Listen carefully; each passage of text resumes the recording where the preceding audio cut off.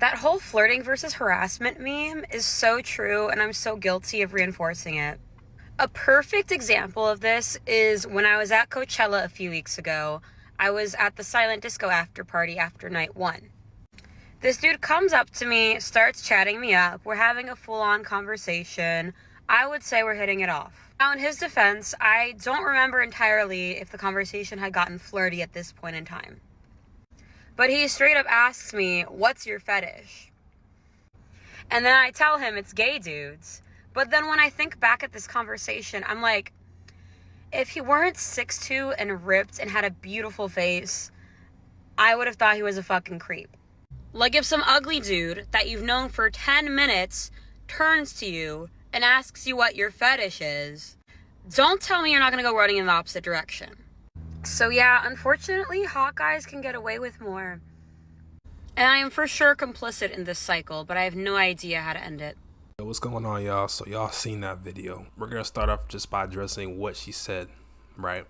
The very first few things she said. So yes, attractive men do get away with a lot more than unattractive men. Like the flirty versus the creepy thing, like how she said the same exact comment can be perceived differently. The attractive guy told her, "What's your fetish?" But if an unattractive guy comes up to her and tells her, "What's your fetish?" she's gonna run the other way. You know what I'm saying? That's so true. And you can't control how women perceives you. You can work on yourself, be in the gym, take care of all your your fitness, your face, teeth, but she still might find you unattractive. So it really is just something you have to read, right? Another reason why attractive men get away with more, it's just minimal effort, right? They don't have to try as hard. They don't need like the perfect opening line.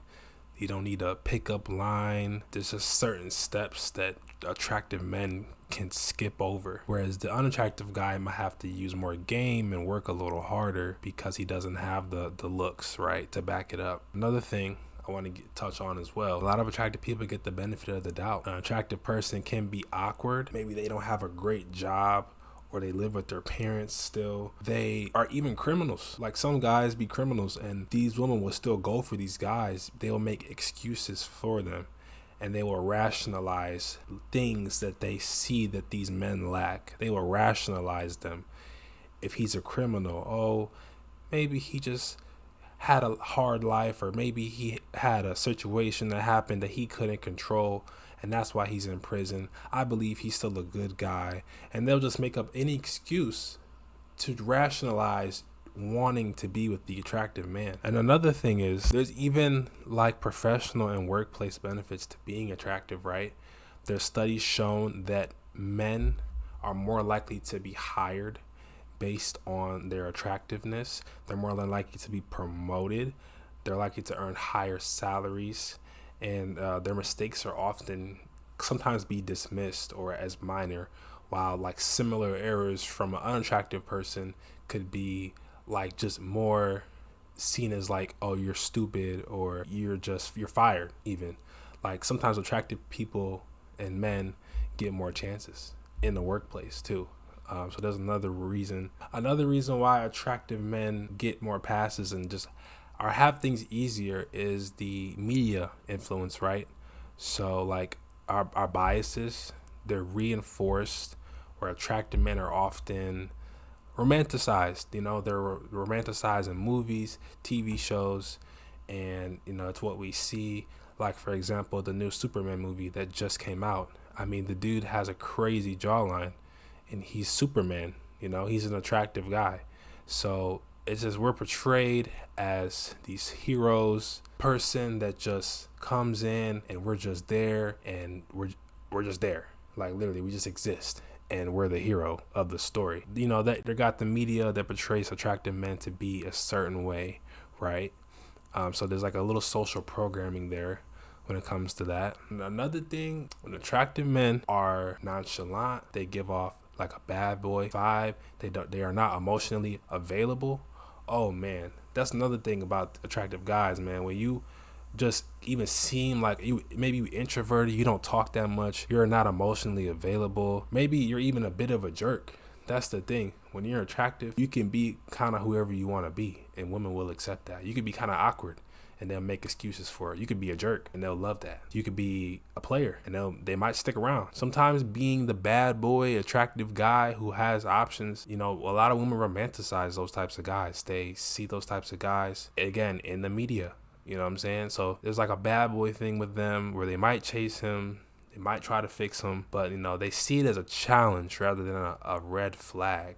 When you're attractive, if you have traits of being emotionally unavailable, or traits of being a cheater, traits of being just aloof, or just, you know, like introverted, not being super friendly, you know, women will make excuses for that as well. They will see it as a challenge versus seeing it as a red flag, which is what it is. It's a red flag, but they want to fix you. So that's just another thing, right? There's pros and cons to both, right? But it's all about, what would you rather have your life be? Would you rather be working on yourself and be attractive and deal with the challenges that come with that? Or would you rather be, you know, fat and ugly? Not saying if you're fat, you're ugly. Like, I don't want to say that. But if you're overweight and you don't get options that you want with women, right? Why not just work on yourself and get better? If you need to use women as a motivator, I don't see why, you know, what's wrong with that. So, yeah, I mean, attractive men just get away with a lot more stuff. And, you know, the only thing you can do is just get better. You know, we not complaining over here. I made this channel to help y'all. So if y'all have any, you know, questions, things you want to add, things you want to discuss in the comments, please just let me know down below. I kind of wanted to know, like, what y'all thoughts are on this. You know, do y'all feel like there's any biases out there? Should we be evaluating people's actions and character, you know, regardless of their physical attractiveness? Maybe this question is more to the women, but even to the guys, like, should we stop being so biased when it comes to attractive people? Should we start looking more at these character traits and looking at them as red flags versus, oh, it's a challenge, or, oh, I can fix that person because they look good, and you're just looking past all those red flags, you know? So that's a challenge I have to y'all. Really think about, you know, should I be with this person just because they're attractive, but, oh, they got this going on? Should I be with them or not? You know, so that's the end of the video, y'all. I really hope y'all enjoyed it. Hope I had some good points here, and I'll see you on the next one. Peace.